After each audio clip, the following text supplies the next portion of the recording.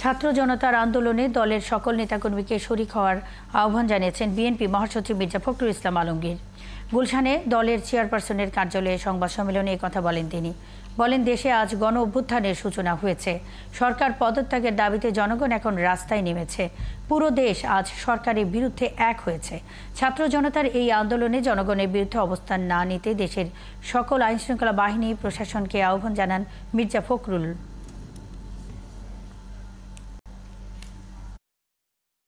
BNP জাতির এই চরমক্রান্তি লগ্নে দেশ ও জাতির বৃহত্তর স্বার্থে গণহত্যাকারী স্বৈরাচারী সরকারের পতন ত্বরান্বিত করতে অসহযোগ আন্দোলন সফল করার আহ্বান জানাচ্ছে।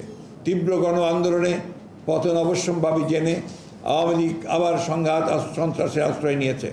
আওয়ামী লীগ আজকে যে ভূমিকা অবতীর্ণ হয়েছে, এটা কি আওয়ামী লীগ? আমরা যে আওয়ামী লীগকে অতীতে চিনতাম সেই আওয়ামী লীগ তো এটা নয়। এখন এটা পাকিস্তানি হানাদার বাহিনীকেও ছাড়িয়ে গেছে।